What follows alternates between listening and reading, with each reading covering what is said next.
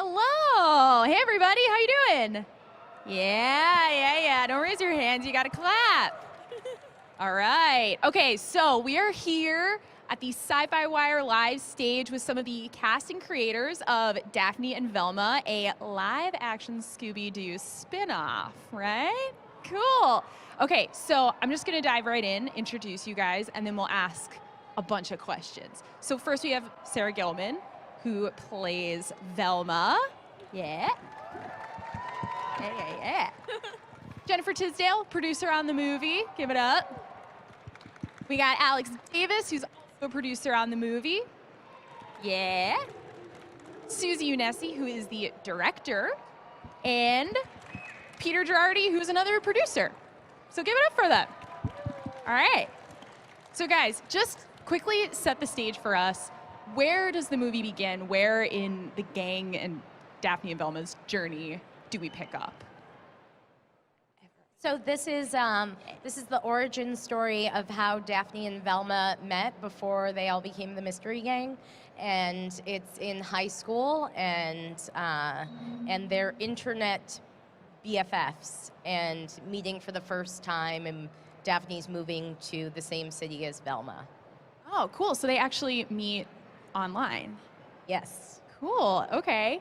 And so, Sarah, can you talk a little bit about your co-star? Like, you guys meeting for the first time, what was the chemistry like? Did you instantly fall into the Daphne-Velma relationship? What was that like?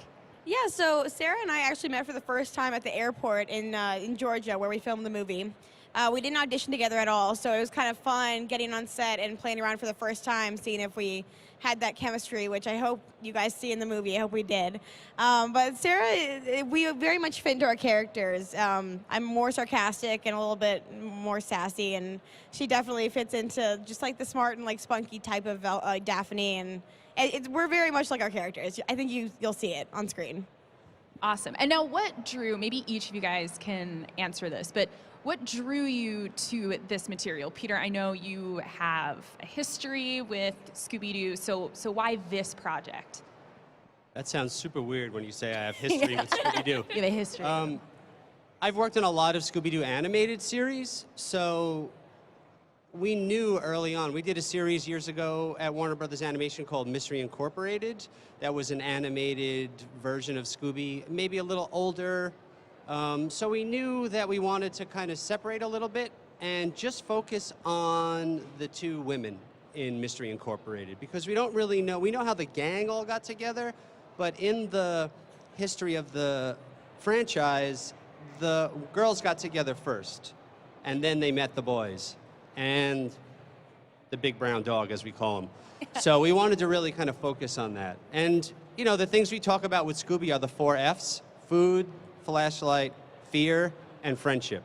So we really wanted to focus on the friendship on this one. Awesome. How about the rest of you guys? How come this project? What drew you to it? What did you love about it? I was a huge Scooby-Doo fan, so when I heard that they were doing a film, an origin story called Daphne and Velma, that was so exciting for me, and it was so innovative for them to be doing this female-driven story with these characters that everyone loved and want to know more about. And I think it was a really innovative take, and to be able to translate an animated series that was the fabric of my childhood and in my DNA was so fun, just because there were so many iconic visuals and moments from the series that we were able to translate into a live action film. And it's just a film with so much heart, humor, and hilarity. Yeah, so was there anything, obviously there's some stuff that you say, I want to stay faithful to that, we want to bring those references in. Is there anything that you feel like you guys added that is now sort of your take, your spin on these classic characters, this classic story? Well, I think the characters are so much more fleshed out now, especially Daphne, because Daphne could be seen as just like ditzy, but she rules and runs with her heart. And I think Sarah Jeffrey just created this Daphne that people are going to fall in love with. And she's someone who gets along with everyone. She's super into aliens and the paranormal. So I think there's a lot of meat now on on Daphne. And for Velma, she has an edge, and it's not just like nerdy Velma. I feel like Sarah Gilman's Velma is an edgy outsider who marches to the beat of her own drum. Sarah, was it hard for you at all coming to this character that sort of you can, like, how much did you go back and watch the cartoons? How much did you go back and kind of research that? And how much did you say, I think I'm gonna do my take?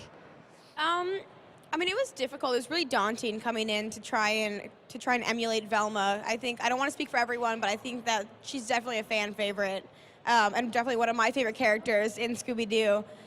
But I kind of hesitated from going back and watching too much of the show, because while, that's definitely the most important starting block, I think that this Velma that we created with Susie and I, and the talks that Jennifer and I had, and Alex, just all of us, is like a new Velma that you haven't really seen before and doesn't come straight out of the cartoon.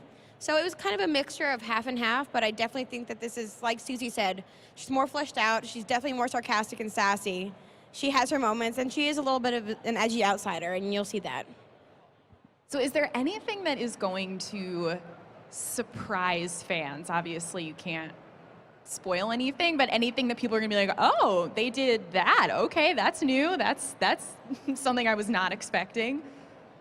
Well, I think that there are many moments that we're taking from the original material, but it's an innovative new live action spin on it. So even the iconic, like cutting a hole through a piece of glass and then suddenly seeing like a head framed by that, or even the blocking as in the, we really used, for me, the animated series and how they blocked the series was important. So there's a lot of Daphne popping out, followed by Velma that you'll see in the film.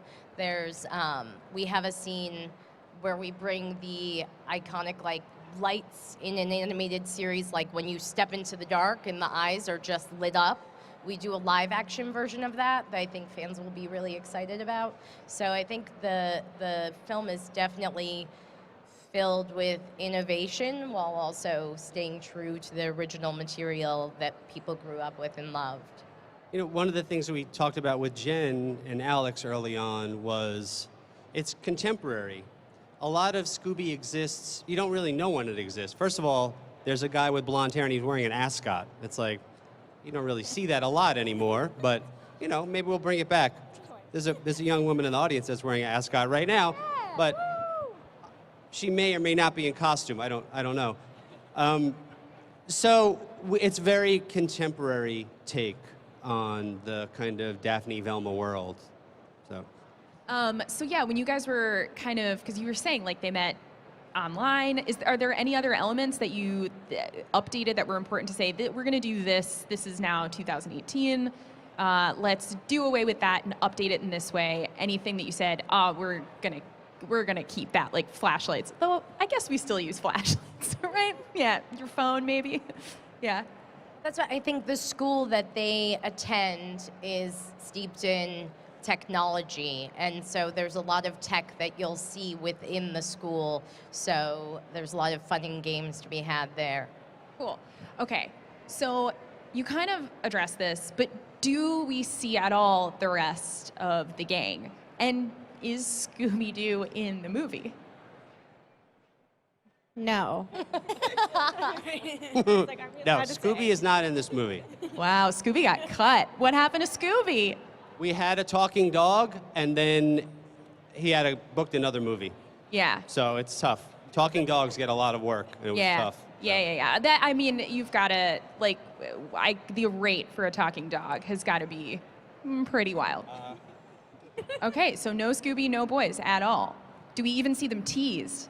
You're kind of looking at me like, maybe. No. I'm getting a little... Absolute Jen, no. you want to feel this one, Jen? You don't, and there's no teasing. I think what was really important for all of us is that this is Daphne and Velma's story. And it's about their friendship, it's about their origin, and really we wanted to just allow you to like take part in that and not really cloud it with anything else. Yeah, okay. What were you going to say, Peter? Sorry. No, I'm saying we have plans to keep this going, so who knows what'll happen. Okay, that's the vibe I was getting. All right, I want to do something really with all of you guys.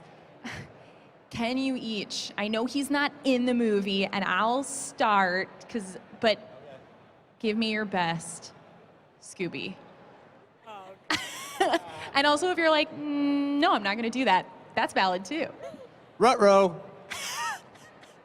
Alex is totally I'll going give next, you by my the way. best, Alex is fully my going best next. Velma. Oh, do your best, Pinkies. Velma. I think I'm not gonna lie. I think I actually have I could do Scooby. Raggy.